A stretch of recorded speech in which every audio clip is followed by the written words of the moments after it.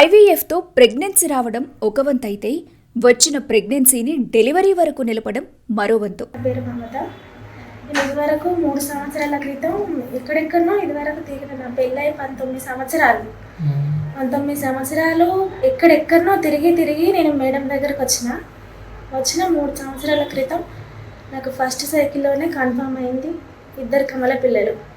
కానీ తర్వాత ఏమైందంటే నాకు సక్సెస్ అయింది కదా అనేసి నేను మేడం దగ్గర కాకుండా మా ఊరు దగ్గర ఉన్న హన్మకొండ దగ్గర వాడిన మందులు వాడడం వల్ల దానివల్ల ప్రాబ్లం అయ్యి అబార్షన్ అయింది. ఇక ఇప్పుడు మళ్ళీ 3 సంవత్సరాల తర్వాత మళ్ళీ మేడం దగ్గరకు వచ్చిన నాకు మళ్ళీ కన్ఫర్మ్ అయింది, 3 ఉన్నారు.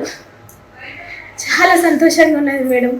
మీ మెయిల్ మాత్రం జన్మలో మర్చిపోను మేడం. నేను ఇక ఎక్కడికి పోయే ప్రసక్తి లేదు. డెలివరీ అయ్యే వరకు మేడం దగ్గరనే వాడతా.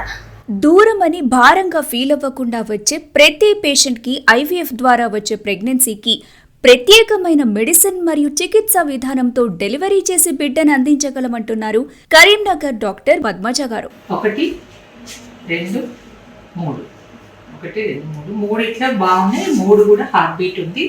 3 బాగున్నాయి. దూరం అని చూసుకోవద్దు. ఇది ట్రీట్మెంట్. ఇందులో కవల పిల్లలు ట్విన్స్ ఇప్పుడు 3 ఉన్నాయి కదా, 3 బాగానే ఉంటే పర్వాలేదు. 1 రిడక్షన్ చేపిస్తాం. ట్విన్స్ అయినప్పుడు కొంచెం రెస్ట్ ఎక్కువ ఉండాలి. దీని మెడిసిన్ వేరే ఉంటదమ్మా.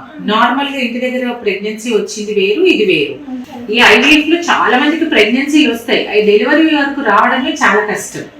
అట్లా దానికోసం సెపరేట్ గా ట్రీట్మెంట్ ఉంటది. అది మనం 9 months కాపాడి మీరు పిల్లలు ఎత్తుకొని వెళ్తేనే అది అయినట్లే, లేకపోతే సక్సెస్ అయిందని అనుకోం మేము. రికార్డు స్థాయిలో ఐవీఎఫ్ సక్సెస్ చేయడంతో పాటు ఐవీఎఫ్ ద్వారా వచ్చిన ప్రెగ్నెన్సీని 9 నెలలు నిలిపి డెలివరీ చేసి బిడ్డను వాళ్ల చేతిలో పెట్టినప్పుడే పూర్తి విజయంగా భావిస్తుంది కరీంనగర్ డాక్టర్ పద్మజ సంతాన సాఫల్య కేంద్రం.